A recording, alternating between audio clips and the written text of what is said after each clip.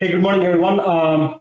Thanks for joining our webinar this morning. The topic is facts, myths, and I kind of introduced another topic here, which is misinformation for GRACE PESDs, because we came across some new information last couple of days, and that kind of led me to give more clarification around some of this misinformation that's floating around our product, so that we have a better chance of explaining our position to all our end users and customers. My name is Bhanu, and I've been with GRACE for about 5 years now, and some of you guys probably know me from the previous webinars. I'm a certified electrical safety compliance professional by NFPA, and also I'm a CMRP and CRL from Reliability Institute as well. Okay.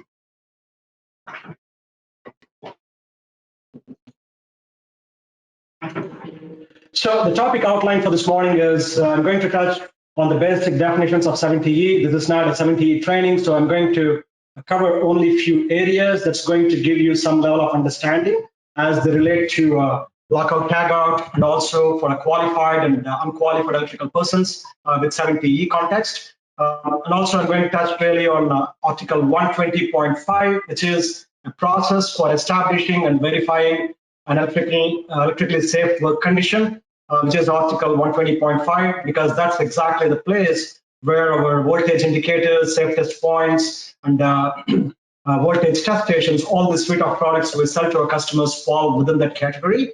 And then I'm also I'm going to do this lockout tagout definitions in terms of specifics about what is a mechanical lockout tagout and what is electrical lockout tagout. So this is not a lockout tagout training as well. I'm going to highlight how these products are applied in the reality, like meaning how the voltage indicators are applied in an application, to how voltage test station or how the safe test points are applied within the context. Okay. And last three bullets, we're going to also talk about GRACE PESDs, basically what the different products we have. Like we have 4 or 5 varieties of this permanent electrical safety devices, like voltage indicators, safe test points, voltage portals, which will take like a non-contact voltage detector pen, and also the safe test point or voltage test station, which would take a portable test instrument to verify the absence of voltage. Okay.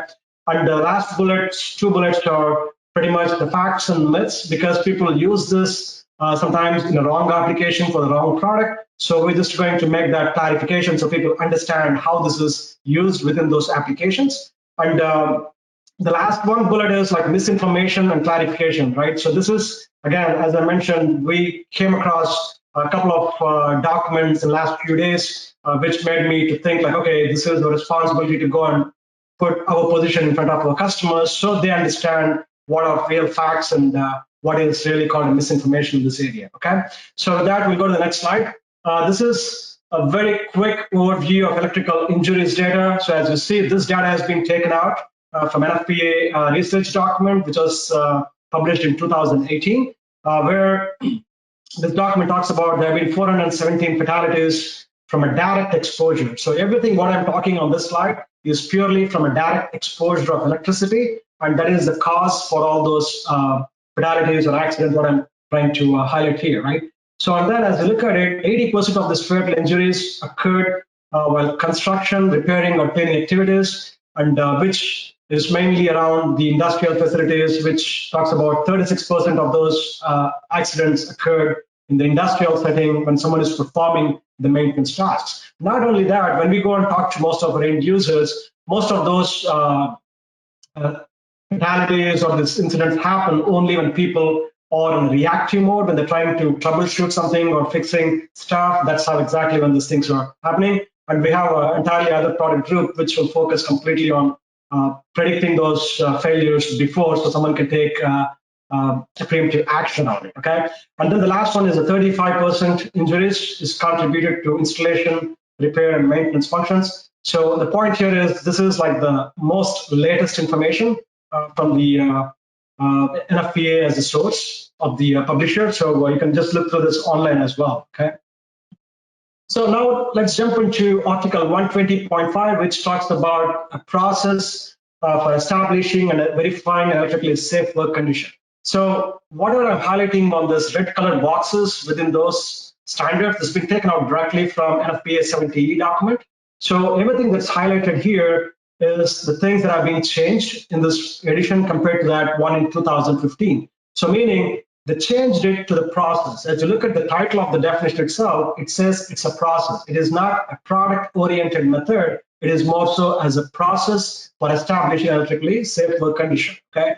The next one is pretty interesting point here, which is the establishing electrically safe work condition shall include all following steps which shall be performed in the order presented if feasible.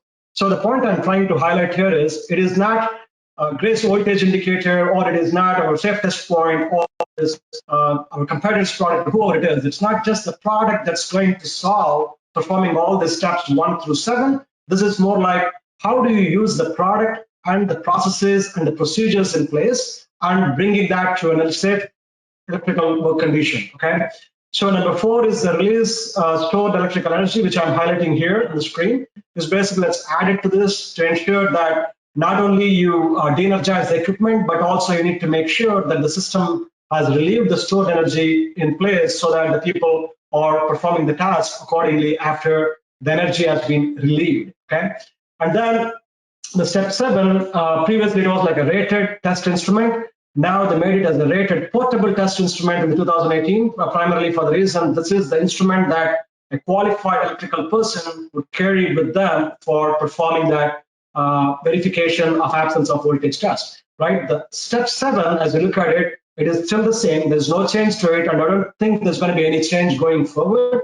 It's basically use an adequately rated portable test instrument to verify the voltage of absence of voltage from phase to phase or phase to ground, and then you also verify this meter is functioning satisfactorily to verifying this meter to a known source, meaning you verify that is a meter is functioning normal, and then you go and verify that the meter is measuring the voltage of the source you're trying to de-energize, and then you go and verify that the meter to any known source to ensure that the meter has not failed while performing that specific operation. Okay, and we're also going to talk about this exception 1. If you look at this, N is a new material that's been added in 2018. I think most of you guys are aware of it, which is an exception, which is completely a new piece to 70E, which talks about an adequately rated permanently mounted test device used for the same step, right?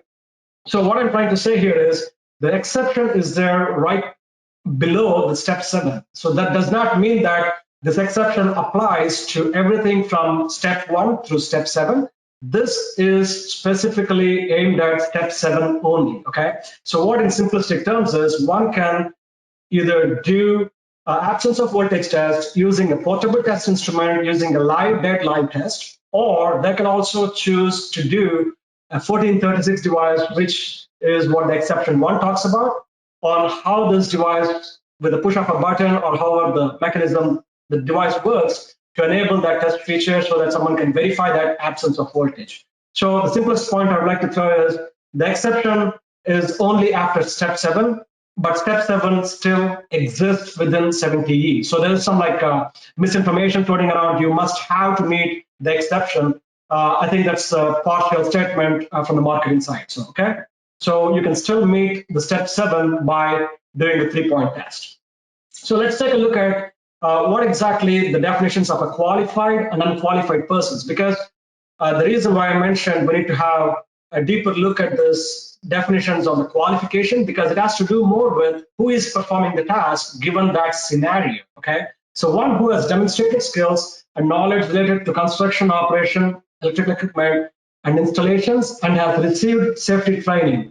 And the one that's highlighted on that text here, identifying the hazards and reducing the associated risk. This is new. This is new, and that's been added in 2018. The reason is not only this person who is performing the task is qualified by just getting a safety training certificate or just having a voltmeter in hand, but this person, while performing the task, shall also have the qualifications or the skills required to identify the hazards or the risks as they arise while performing the task. In simplistic terms, if I am performing the task and if I can't verify a de-energized state using a device or using a method, for example, but the same person must be qualified enough So who knows what has to be done or what specific actions has to be taken before he opens the cabinet and performs the task. That's exactly what I mean about identifying the hazards and reducing the associated risks that's aligned with that specific task, okay? And the unqualified person, in simplistic definition, a person who is not a qualified person. So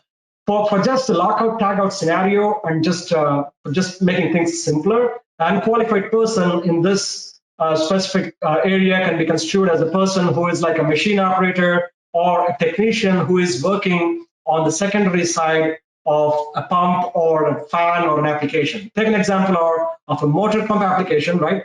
So a qualified person would be the one who would perform the task at the terminal box of the motor or the terminations or the cables of the motor, or he's performing the tasks inside the disconnect switch or an MCC bucket. Whereas the unqualified person in this context is a person who is working on the secondary side, who is not exposing to the live energized parts or the sparky stuff in simplistic terms. So he is the one who is performing the task on the mechanical side of the coupling while doing this lockout tagout. That's where we're trying to bring this difference between qualified and unqualified persons. And then the next few slides, we're going to talk about how the GRACE permanent electrical safety devices are going to fit within those areas, okay? So mechanical versus electrical lockout tagout. Here there's a difference, as I mentioned before. A voltage presence test is basically a task qualified person or a person who is performing the secondary side of the task, not on the electrical circuit parts or inside the electrical cabinet, okay? He is an unqualified person. And then the next one I'm talking is voltage absence test, which is primarily done by a qualified person who has the skills, knowledge, training, and then who knows how to identify and reduce the associated risks as they rise, okay? So for mechanical lockout tagout, as you said, we have all these voltage indicators. So we have the voltage indicators that can be mounted on the door using a 30mm hole, or you can mount it on a disconnect switch, or you can use a voltage indicator. And also what I'm showing here in the bottom is a voltage portal, which can be used in conjunction with a non-contact voltage detector pen. So which is basically NCVD pen technicians carry. They're not performing this qualified task. This is basically an expansion or enhancement of the qualified, non-qualified task. Basically a task operator putting that NCVD pen and just getting a beep or a light to say that the system is still energized, so it's not safe for them to go. So basically voltage presence test is, in simplistic way, you throw the disconnect, right? So NFPA also requires, in some cases, you need to look for the visual disconnection of the blade, right? The visible blade disconnect. In this area, this will give you or the task qualified person a visual verification or an alerting mechanism where one can go and verify that presence is not there, right? So meaning he can use that and he can use the bump test to make sure the system is not re-energized, and then he can perform the work on the secondary side. So I just want to make sure that you understand this very clearly from the application standpoint, so this is not confused with the absence of voltage test, okay? So next, coming to the absence of voltage test, it is more like electrical lockout tagout. Here I'm a qualified electrician.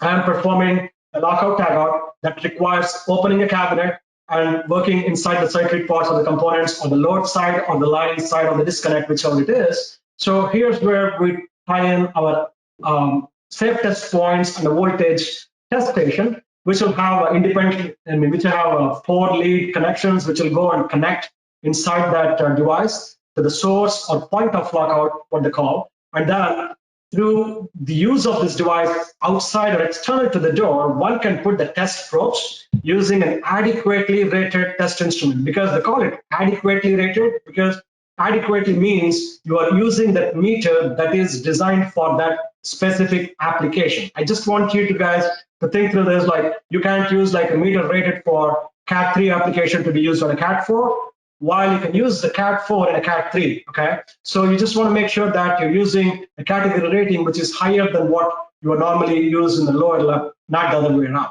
So a Cat 3 can be used in a Cat 3 only or a Cat 2. However, Cat 3 cannot be used in Cat 4 environments, okay?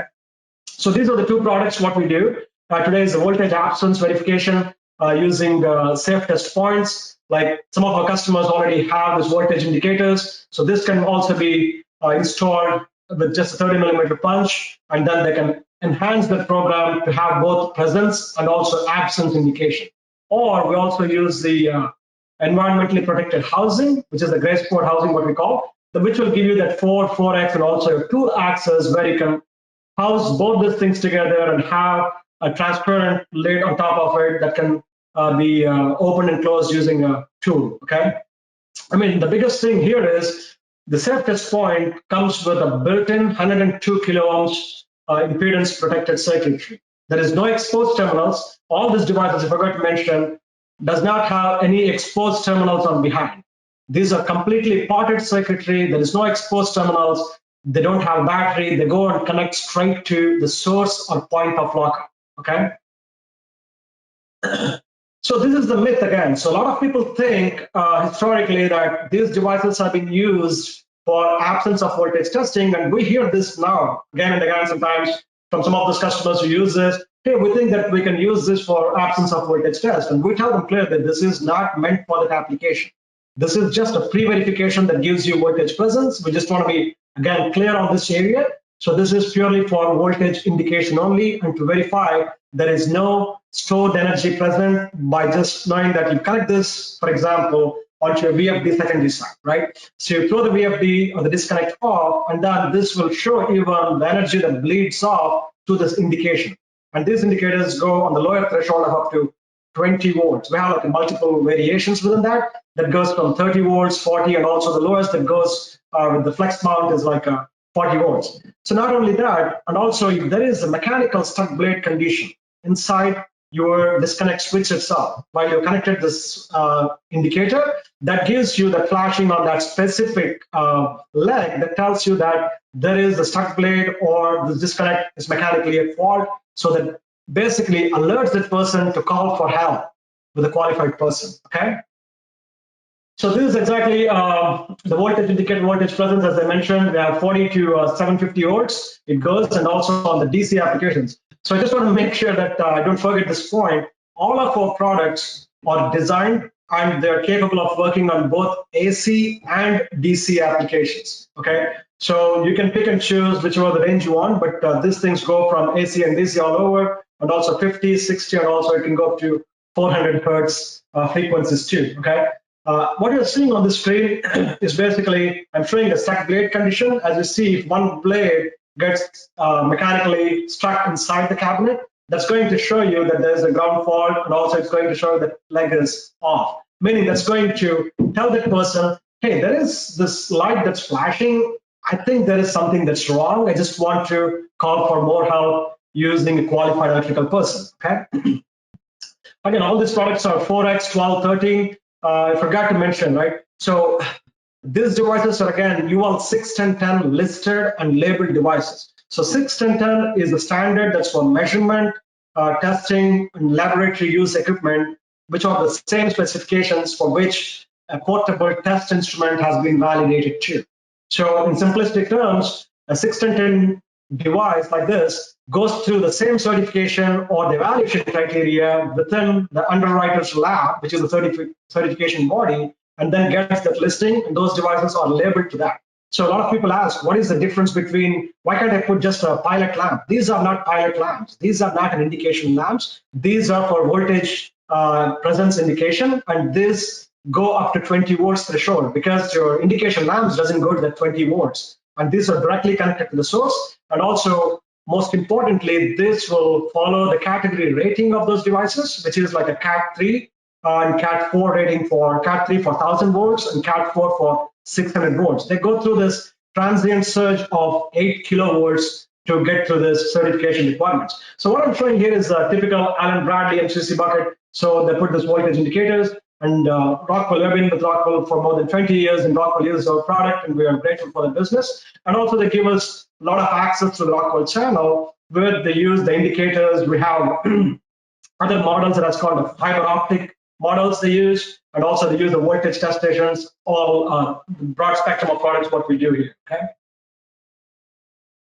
So here is a flex mount voltage indicator. This one, I'm not sure how many of you are aware of this product. This was introduced like 2.5, 3 years ago, was specifically to ensure that the customers can put this to existing disconnects, right? So for example, think about your MCC bucket, which is like far away from your machinery, and you have the motor disconnect switch or the switch or the energy isolating device, they call it for OSHA language. If you have that by the equipment, you can attach this voltage indicators directly on using an M20 or a 3/4 inch conduit knockouts that comes with this disconnect switches. You can directly mount this. And then the best part is this devices also comes with different types of labels, what I'm trying to show on screen here.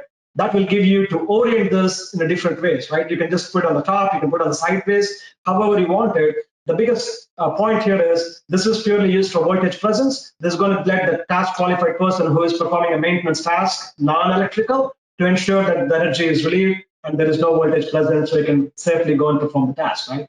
So with this flex mount option, we also introduced a 5-wire series, which is mostly used in international markets and also used in areas where the customers, we have few customers that ask for 3-phase 5-wire, including the neutral combination. So these are the areas one can use this. And this one is the one I'm talking about, the one that goes as low as 20 volts threshold, right? So comparing it to a pilot lab, the voltage threshold on the low level is 20, which will still give you the indication if there is something that's present in that level, okay? Again, all our products are UL 61010 listed, UL listed, and also this one is IP67 rated as well. The unique thing about this one is having an ability to change between M20 or 3/4 inch conduit. We'll have an adapter that comes with this product, and also this different types of face plates. They can put it outside this module and then they can install it, okay?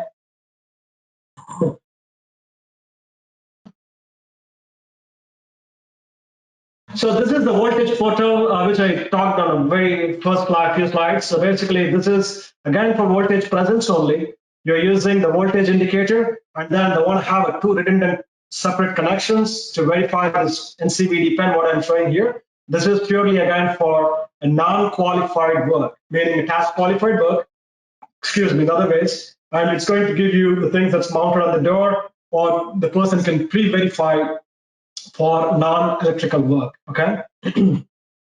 We have multiple combinations. What I'm showing here, R3K, is basically running those voltage indicator wires, insulated wires through this specific R3K product, so they can put this NCVD pen and they can verify the voltage presence. So I forgot to mention this during the start of the presentation. If you guys are having any questions as you're going through the presentation, please feel free to type in. I totally forgot about it. You have your webinar dashboard, you have a console where you can type in the questions, and as the time permits, I will answer them as I conclude the presentation, okay?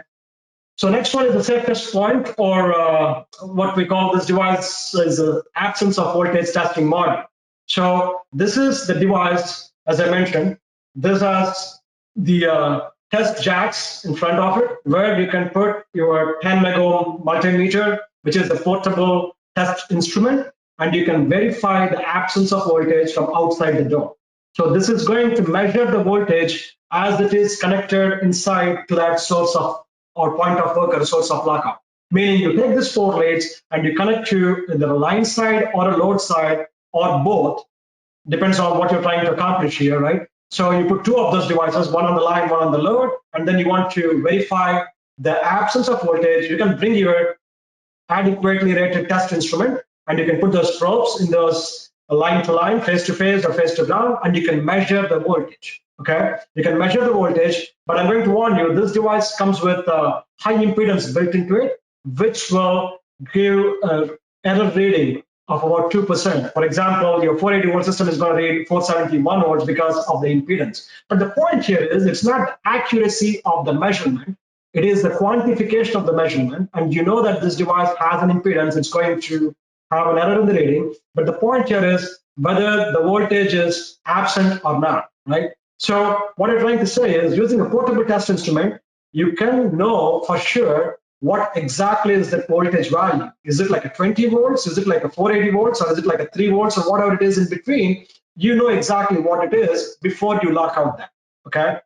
So this device will allow you to basically use your handheld test instrument and verify this absence of voltage safely from outside the door. But with the inclusion of this high impedance protected circuit, your touch is going to be limited to less than 3 milliamps, okay? So this device, again, go through this UL 61010 listing for a single fault conditions and normal operations, where they will verify this device, which I will talk in a few other slides later on about what those testing criteria is. That will give you that safe exposure without opening the door, okay? So again, these are like Cat 3 and Cat 4. You can use it on the distribution side, or you can also use the same thing on the utility feeder equipment, which is like your main transformer connects, or you can take the main circuit breaker in your electrical panel room, okay? Oh, sorry, I forgot to mention, this is a 5-point combination, what I'm showing at the bottom. This was introduced like 3 months ago. This is a new product. This again went to the same testing process where you have the 61010 listing and labeling requirements, and then that gives an option for doing a neutral and also a ground application. So we can customize this in individual combinations. We can give variations of those by giving a different face plates. And the unique thing about what Grace has been always is with customization. So we can do the mass customization.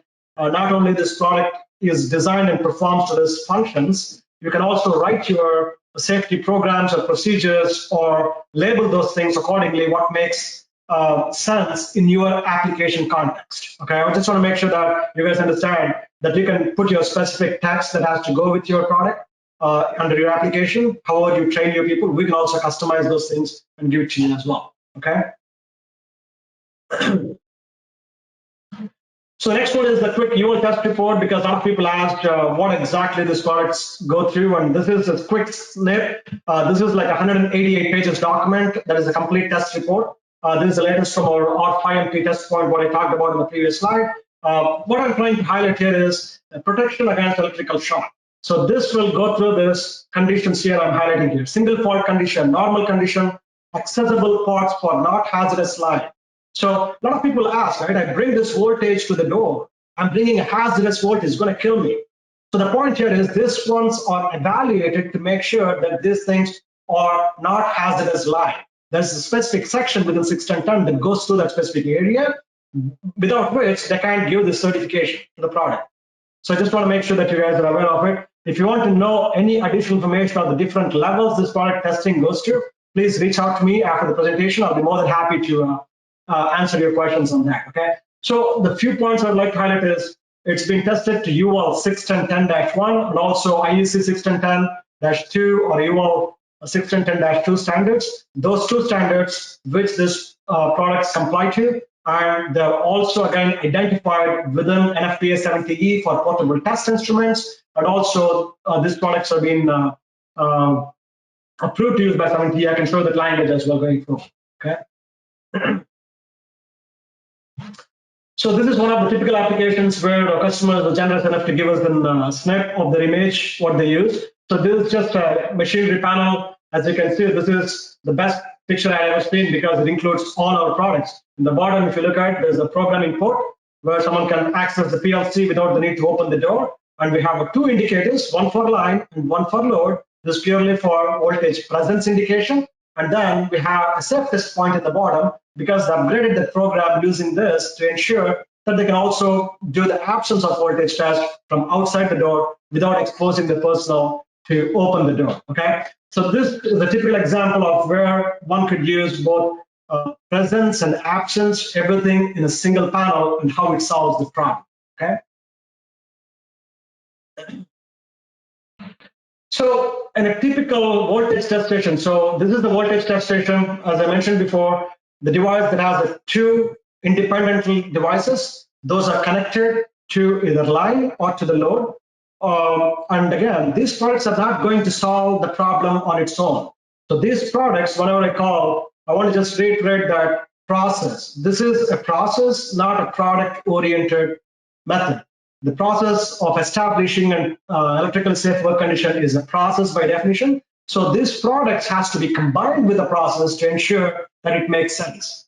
Okay, so if you look at this voltage test station, you can put this outside a cabinet. You can take the 4 leads from the indicator, 4 leads from the safe test points, independently wired. Okay, now we have these two things. And then in a normal operation, when the things are on, the switch disconnect is on condition, the lights are going to be flashing. That's telling there is a voltage present, right? So if I am a qualified electrical worker, I'm standing in front of this panel, okay? So I'm seeing those lights are flashing, that tells me there's a voltage present. Okay, then I can use my meter on that safe test points. I can put the meter and read the measurement if it is a 480 volts or 600 volts, right? And then I can throw the disconnect. I can verify again, basically whether the voltage is there or not.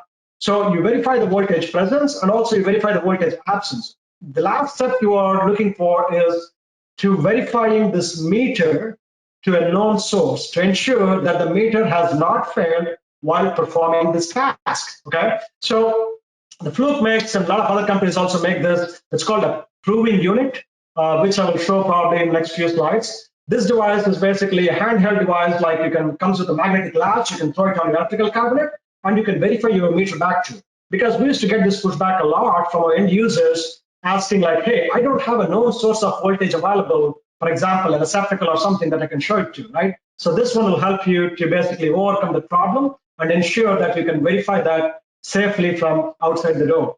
And the point I'm trying to mention here, no need to reinvent the wheel, specifically takes into consideration all your electricians, right? Your not task qualified, your qualified electrical workers are trained on how to use a portable test instrument by definition, and also they know what needs to be done for verifying that 3-point test, right? So all they're doing is, instead of performing this task inside the cabinet, they're doing it safely from outside the door while there is no exposure. That is the point. It's a huge value what we can provide to our users. Okay.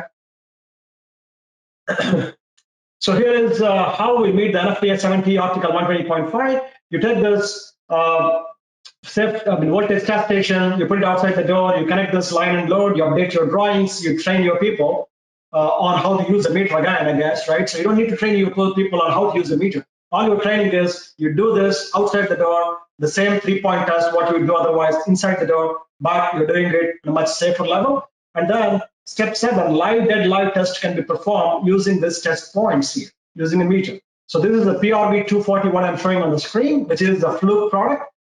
Basically, it comes with a magnetic latch, about $100 or $150. You can just buy it, and every qualified person probably can have one, or they can have one for the department so that they can go and use it to verify to a known source, so that they don't complain about, hey, I don't have a receptacle to go and re-verify my meter to a known source. This is an easy way to fix the problem. Okay, and then the point here in the UL 1244 I'm trying to highlight is basically, just want to give you some background on the portable test instruments. So portable test instruments have been in existence since 1978. I just came to know recently. Okay, so UL 1244 was the document which this device has been listed in the past, and now they've been changed to UL 1610. So the reason is why people trust their meters goes long range. It goes to like 4 decades. So that's how they use this product for a period of time through different iterations and evolution of different new things within that gives them that confidence of using the same thing again and again that they have trusted, right? And then this is the device that they have it, they keep it on their hand, right? They keep it with them, which they can go and calibrate all this stuff to. But our device will give an easy way to verify that using our device from outside the door without exposing them to additional hazards, okay? So basically, we meet step 4 and step 7. If you take the 120.5, where you can verify the release of stored energy using our voltage indicators, as it shows visually what it is, and then using adequately rated portable test instrument, one can verify safely the absence of voltage from outside the door. Again, this is only going to test the voltage to the source it is connected to. So what I'm trying to say is, if you're trying to lock out the load side, this has to be connected to the load side to verify. If you're doing the line side, it has to be connected to the line side. If that applies with any other device, okay? So if you want to do both the line and load absence of voltage testing, you need to have a safe test point where you can have one that's determined for a line side and one that specifically used for load side connection, so that you have that completely taken into consideration, and you can update your drawings and you can train your people accordingly, okay? So again, our products all the time back to OSHA's CFR 1910-333, B24B. So basically that still says the qualified person shall use the test equipment to test the circuit elements, circuit parts, and then shall verify that the circuit elements and the equipment parts are de-energized. So one thing here is, I just came to know, and OSHA only mentions re-verifying the meter when the voltage is beyond 600 volts nominal. But NFPA 70 requires you to do it anything up to 1000 volts. So basically, NFPA is exceeding the requirements of OSHA. If we're just following the OSHA initiative as what it is defined even today, so if your systems are only up to 600 volts, you don't need to. But NFPA is an enhanced version of OSHA, which does much better than OSHA's minimal compliance requirements, so that re-verifying the meter is a step that is required. And we always tell our people, our customers, to use that 3-point test as it is clearly defined in 70E. Okay. So if you look at the article 130.2, which defines the normal operation, I just figured out the snip again from a normal operating condition.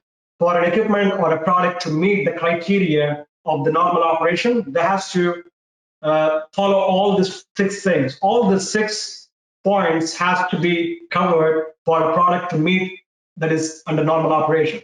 So once you put this device outside the door, once you update the drawings and it's installed in accordance with your manufacturer instructions and there is no impending failure, so this device basically are doing an absence of voltage outside the door in normal operation.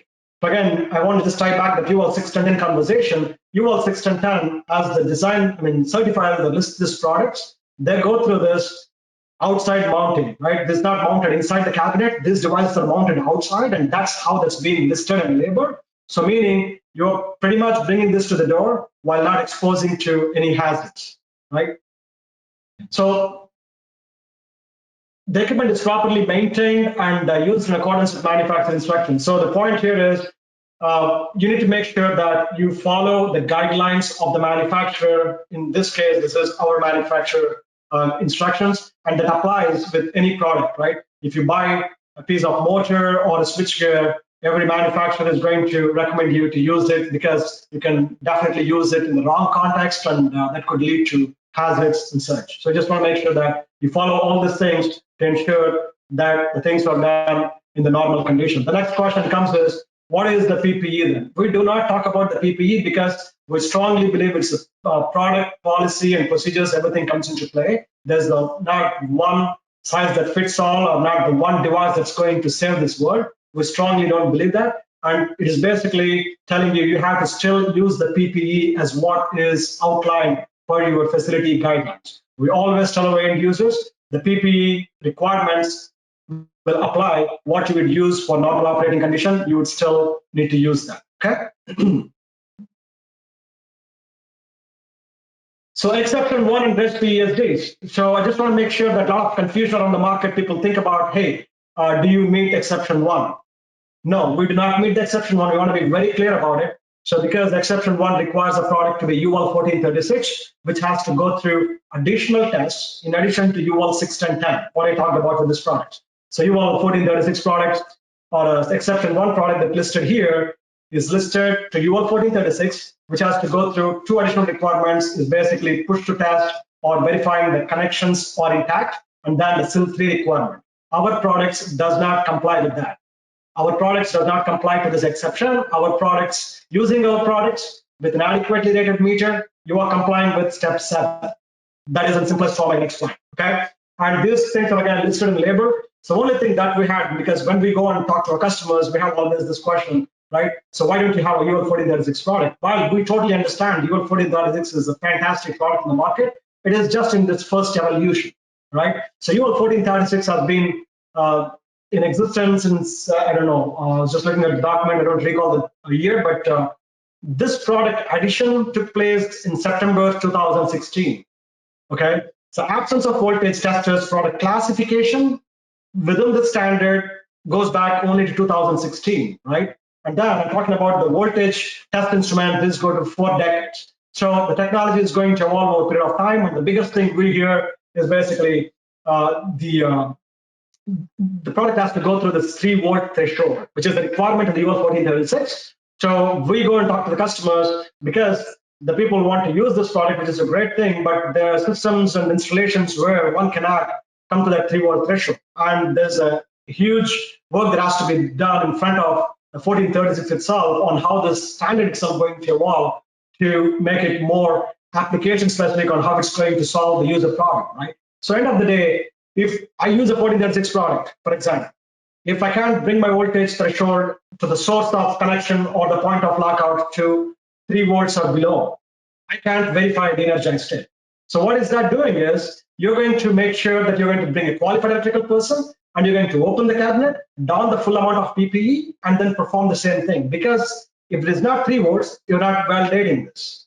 Your device is not giving you a green indication to say that there is a safe condition to go. Because anything 3 or less, it's going to give you red indication or the light that's going to tell you it's not safe. Okay, so I mean, there's a lot more work to be done on that area. And just a simplistic point, we do not comply with that 1436, and we are looking into the options of how to do some language change or see what we can do on the standards level itself to make it more application specific, and that will meet the application in a broader spectrum, not just 3 volts of the areas that we're trying to look at. Okay? So with the safest point, you can make the same thing using a portable test instrument and step 7. So step 7 still exists. It is not coming out from the NFPA 70E. I just want to reiterate, I haven't heard that from the 70E committee when I attended the meetings. This is in addition to the step 7. So basically, it gives the customers option if you want to do a voltage verification from outside the door using a meter, or I'm using a push to test button using a 1436 device, or I'm opening the door and exposing or performing the same test inside the cabinet in energized state. It's a choice of things that's given to the customers to make and pick and choose, right? So I have 15 minutes, okay. So category ratings are pretty important when it comes to this. So I just want to quickly touch on this product. Category ratings, you can't use the Cat 3 on this Cat 4 area. So just make sure that whichever product you're using, that is meant for category 4 application, because I can't use category 3 here. I can use a Cat 4 here in the Cat 3 area, but not the other way around. So here is a snip from one of the images from our test reports. I took a snip. Our device has been tested to Cat 3000 and Cat 4 600 volts. Okay. So next is risk control hierarchy. So we strongly believe at Braze it's not a product that's going to solve the problem. That's why they didn't say it's a risk control hierarchy by giving the different controls for the customers to pick and choose based on their application, and not giving them one has to use just elimination or engineering control or PPE only. Because this gives the application specific information, and along with that, you can put your worker qualification and everything into the equation to figure out what is best for you. So, for example, a voltage indicator may be a good use for a task qualified person, but the voltage indicator is not the good use for absence of voltage test, right? By giving a breadth of products, which is available in the market today, as user can make a decision on what is good given their risk controls. Given their risk acceptance levels, they can make a determination what is right for them, instead of we going and telling, hey, this is the best product we have out there that's going to make your risk 0. So we are always about safety is not absence of risk. Safety is reducing risk to the acceptable level. So what is that acceptable level? I'm going to leave it as a user to you to determine what it is, and then make a determination. Will be more than happy to work with you in solving those problems. Okay. So this is one of the slides from our user survey we did with the PESD users.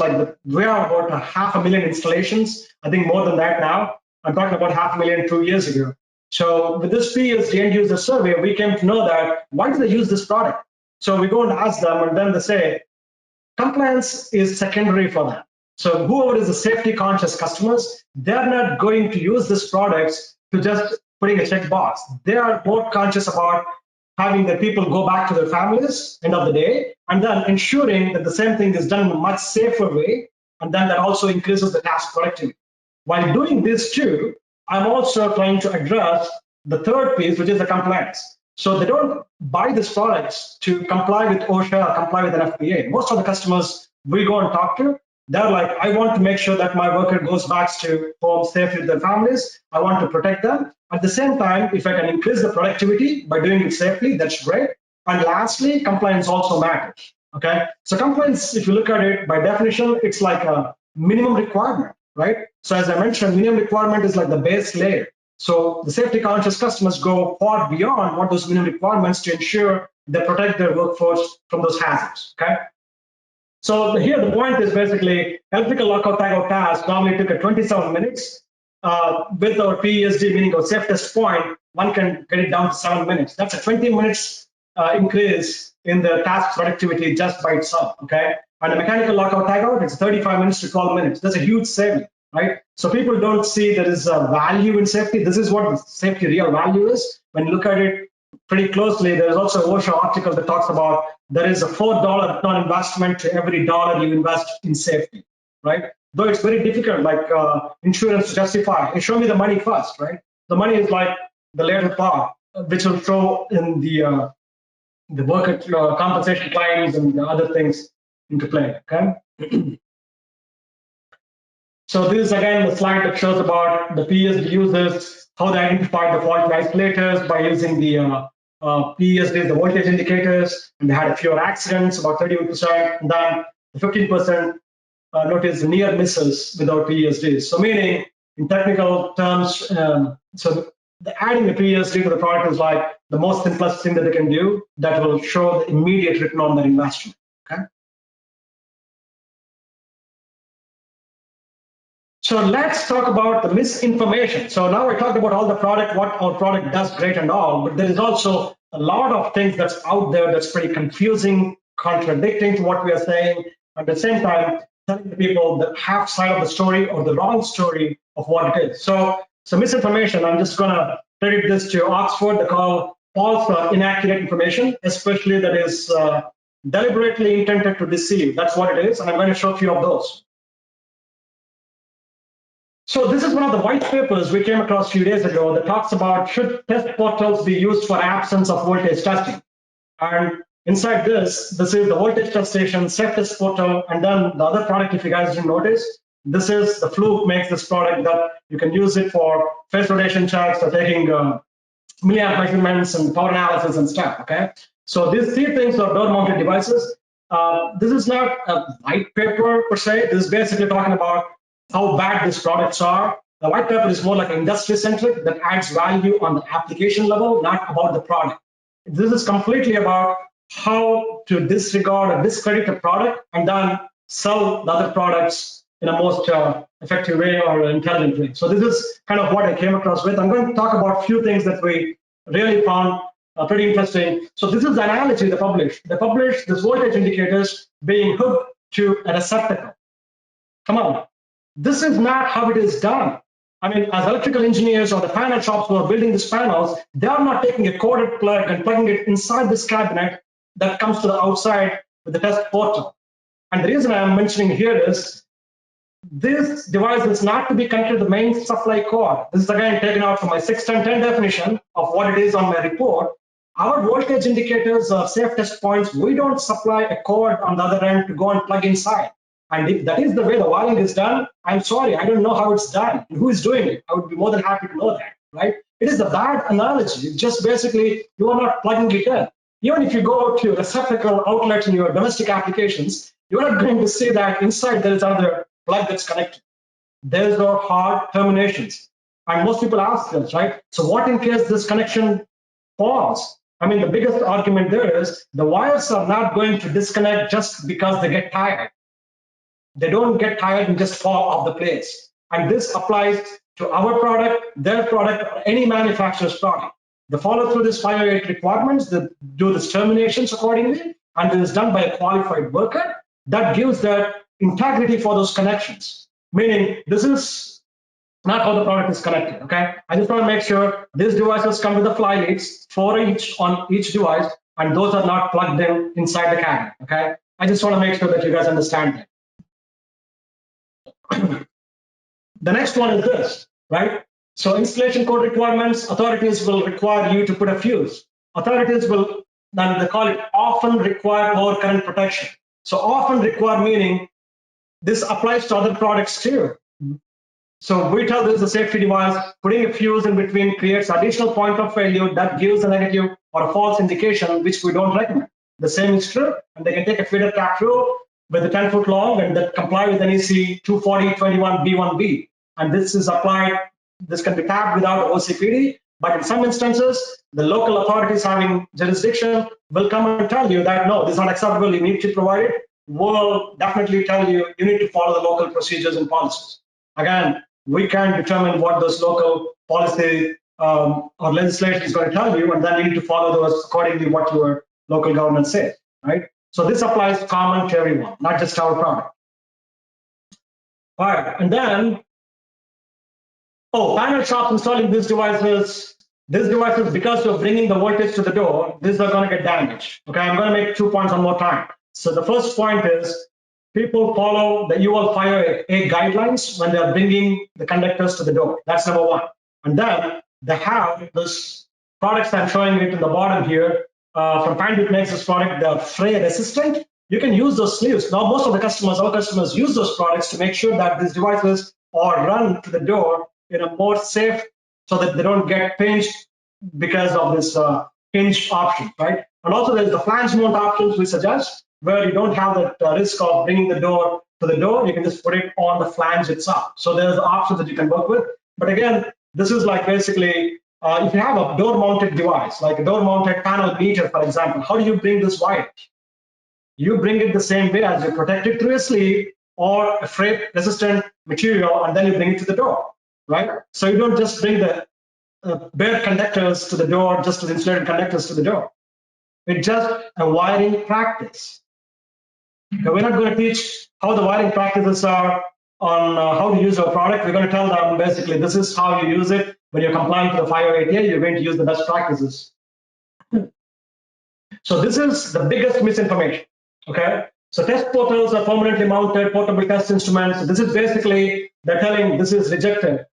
These proposed actions were brought in front of the technical committee and have been rejected, right? So this is completely half the story and half true, because it's completely misinformation, misleading to the users by just showing the committee action is rejected. I'm going to show you what it really means in the full context, because I was the one who presented in front of the technical committee in fall 2019, and this is me, Bhanu Srilla, right? This is the public comments they're referring to. The action is rejected. That's correct. But they just hashed out this bottom section. Why this is rejected? The present text, I'm reading it loud for my friends. The present text does not prohibit the use of permanently mounted accessories that are listed and labeled in accordance with UL 610 for voltage testing in conjunction with portable test instruments. So I'm going to connect the dots. UL 610 device, permanently mounted accessory, is what our safe test point or voltage test station. And then you can use it with conjunction of a portable test instrument. I'm going to add an adequately rated too, because that adequacy is going to question a lot while using the other products.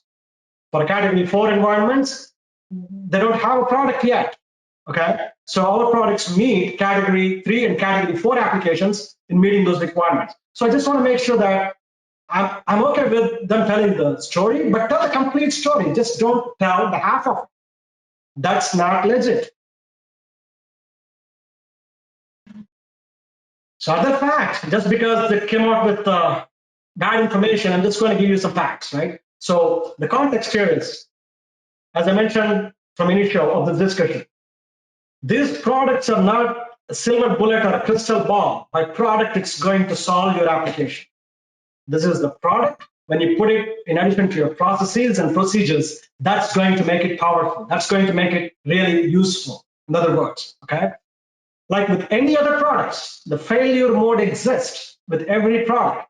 That's why even NFPA 70 guidebook, if you go, even if you use the elimination or if you use the substitution or engineering controls, they are also prone to some level of failures, because someone could do wrong calculations using arc flash instant energy, or someone is using a wrong PPE that's on the label. That's going to put them at risk, right? So everything is always put with a human error, right? So this is a simple example. They tell on their document taken out from this reference, if the sensor leads separate from the termination point to the power conductor and contacts a low impedance path to the ground, the connectivity test can be defeated, resulting in a false absence of voltage indication. So what does this mean? In simplistic terms, there is a possibility that this can go and disconnect because the wires get tired. If that is the case, it's going to give you the green indication, which is not a safe condition for you to open the door.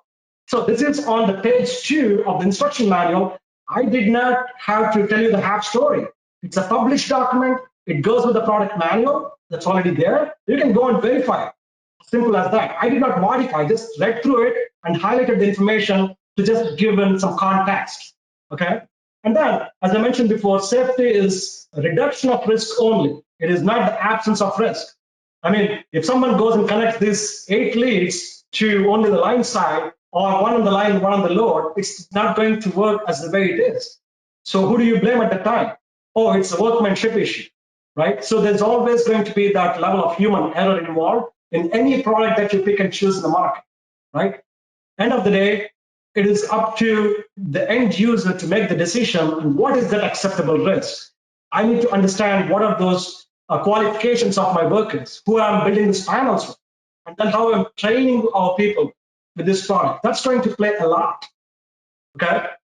So the point I'm trying to make is it's not a product that's going to solve a problem again. It's a product, processes, and also the procedure that has to come hand in hand together, okay? That's kind of our say today.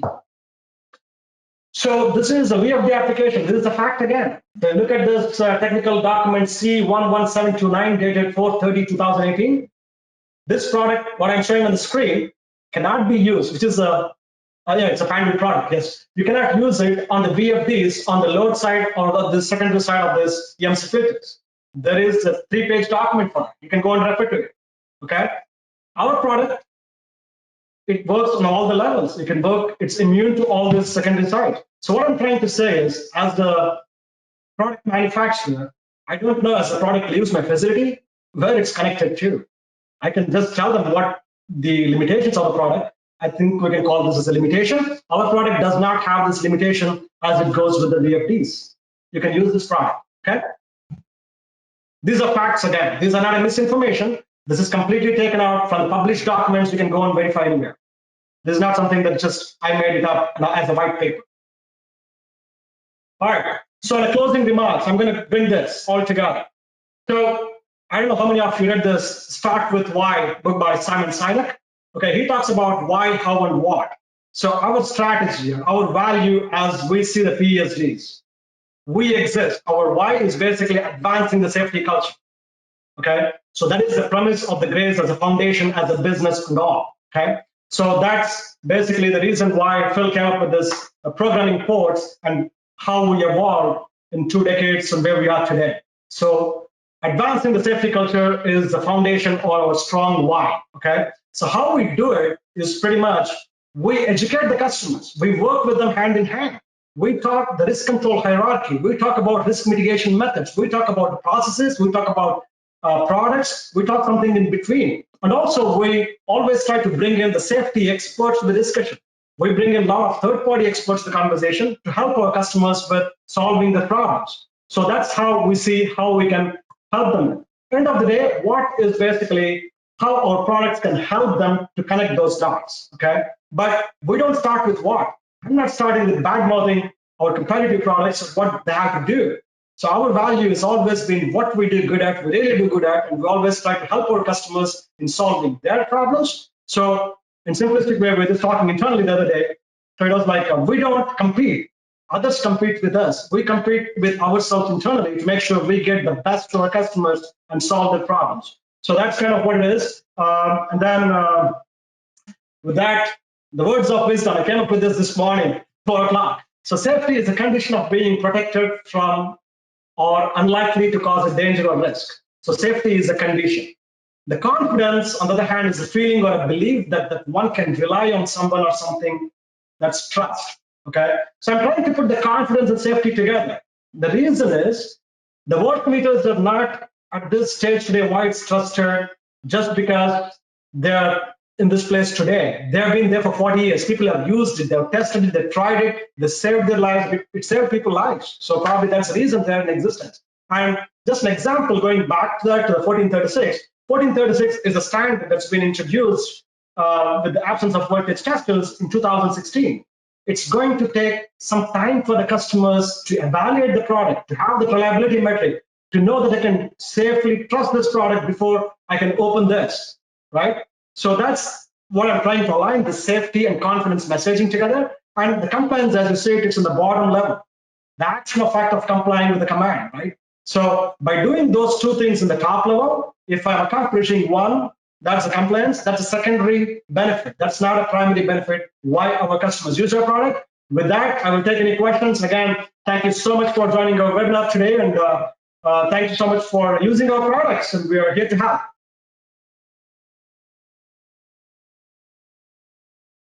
So these are the sources of information: NFPA org, NFPA 70E, and Panduit very safe. Oxford Dictionary. So if you want to know more, just reach out to me. My name is Bhanu. And thank you again for attention. Wow, I just went like 1 minute. All right, Nick. There's a lot of questions. I can see and hear you both. Yes, both. I'm just reading the questions. Guys, sorry, I'm just reading to my screen. This is what my life has been for the last 5 weeks. I'm just talking to the walls and to the sky since I'm stuck in my basement working remotely. Don't take me wrong.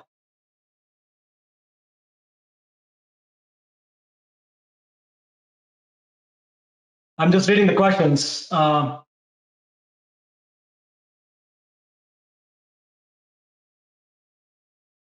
Are these devices applicable to European standards? I mean, there is no specific safety requirements as we know of in Europe, but most of the people who build the machinery that goes into US markets, they do follow the NFPA 70E, in which case, if the product specifications are already outlined, that comes in with the products, we do have a sales channel and the rep network that will support the European operations, okay?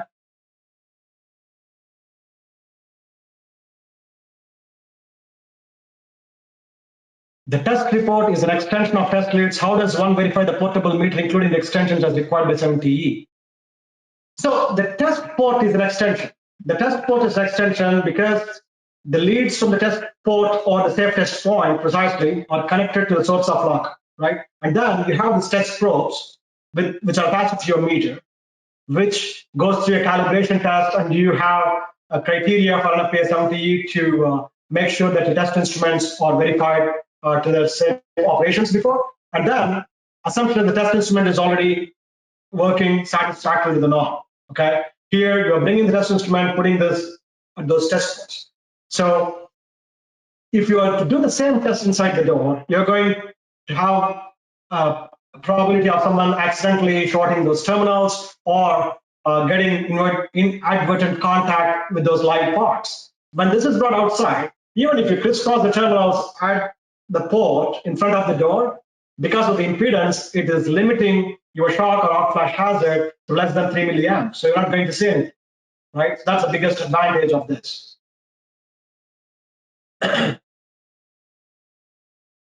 I'm just going through the questions.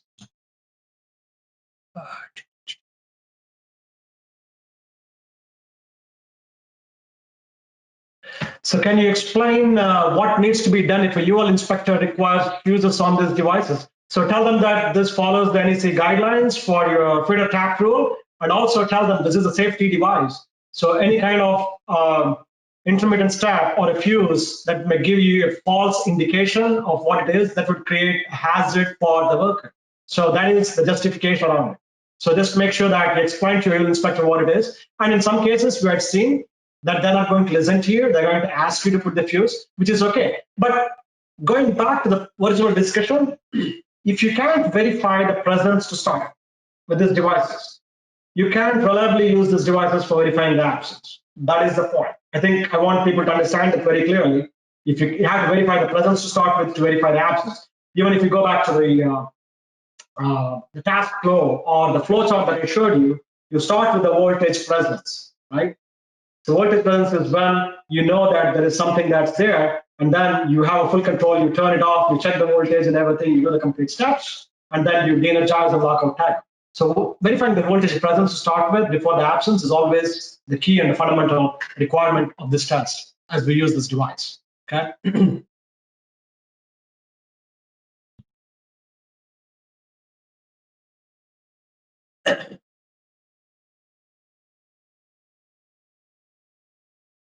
Some customers, the large plant that indicate the available fault current as the report flash rating of the gear was high enough that they didn't believe the VTS would be advantageous because operators are required to PP level. Okay, this is the arc flash incident energy. This is totally a different discussion, right? So if you have arc flash incident energy, and if you have any of those devices, you are not opening the door. You are doing it outside the door. This is with our device or anyone's device. You're going to be in the close proximity in front of the device to push a button or put a meter. It's one and same. You are in the range within the front in front of the door, right? So if something has to be done for the verifying dangerous condition, I don't know, they have to be opening up and then they have to do a complete arc flash category, whatever is required for that specific. I think the PPA that's available nowadays for more than 100 counts, I guess. So that's the only way. I mean, again, as I told you, this is not the silver bullet that's going to solve every situation, but you can solve 95% of your existing problems. There'll be like one or two of those instances where you need to look for something else. Absolutely, yes. That's exactly where we come into play. And we don't tell our customers that, hey, you can put this, like, use this 1,000 of those. That's not how we start. We first want to see how you can benefit by using it. That's what our interest is. And then we go to the next level on explaining them what are those ideal places you can use on these products.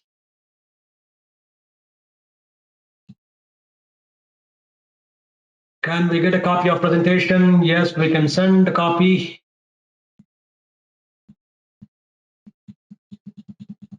Oh, and also I forgot to mention, right? So a lot of those major overhauls on the machinery require you all to do the phase rotation check. The coolest thing about the safe test points is with these devices, you can also verify the phase rotation using Fluke or anyone's phase rotation meters from outside. You don't need to open and expose your people before you start up the system back.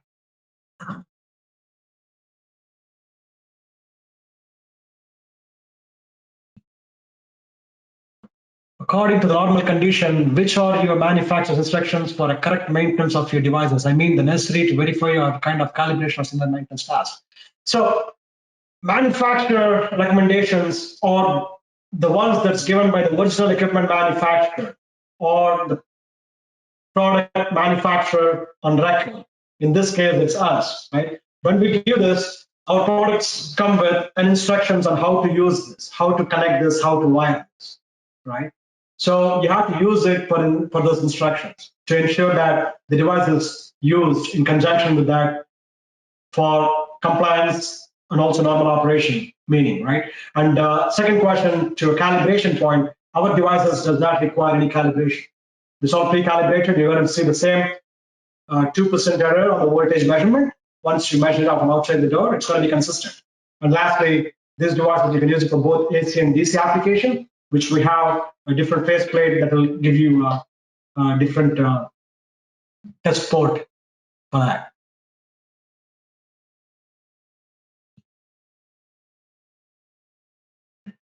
So 30.2 requires what the product be maintained for manufacturer recommendation, what the recommended maintenance for the test port. So test port maintenance as such, we just want to make sure there's no contaminants that's getting into this test jacks that's in front of the device. That's why we have the safe test points that has the environmental rating where you can safely close it, but still be able to see the voltage presence indication inside.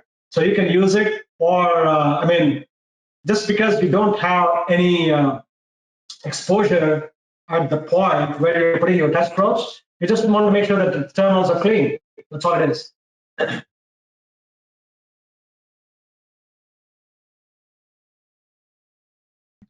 So I can use the LED PSD as additional aid for minor servicing, non-qualified personnel only. That is correct. So LED indications or voltage presence only for non-qualified electrical workers. And again, I'm going to reiterate it. Qualified person must have to use a safe test point and an adequately rated meter to verify the absence of test.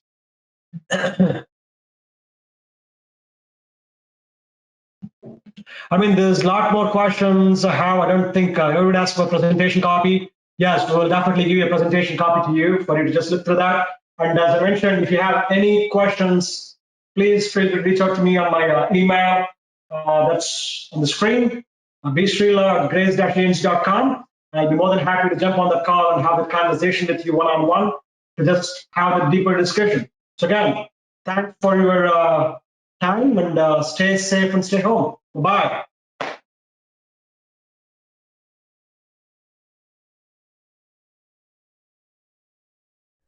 Bureau of Labor Statistics and OSHA reports that maintenance work involving the lockout-tagout task as one of the top 5 contributors for workplace electrical accidents. Most of these accidents occur while performing a mechanical or electrical lockout-tagout to verify the de-energized condition of the equipment, or when creating an electrically safe work condition per NFPA 70E. Studies and research also indicate that failure to stop the equipment, failure to disconnect from the power source, failure to dissipate residual or stored energy, and creating an electrically safe work condition is especially hazardous due to the task frequency, as well as being the top 3 causes for lockout-tagout preventable injuries. Permanent Electrical Safety Devices, or PESDs, combine the electrical safety by design principles outlined in the risk control hierarchy and are applied to either eliminate the risk or reduce the risk to a minimum acceptable level while performing lockout-tagout tasks. PESDs are electrical components that are permanently installed into electrical systems by hardwiring them directly to the source of voltage. These devices enable electricians or maintenance workers to validate the presence or absence of voltage from outside the electrical cabinet door without ever being exposed to hazardous energy inside the door.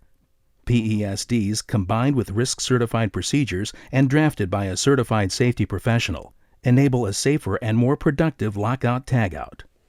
Grace's PESDs consist of voltage indicators, voltage portals, and combination units of the two. Our voltage indicators visually represent the presence of voltage with flashing or non-flashing redundant LED lights.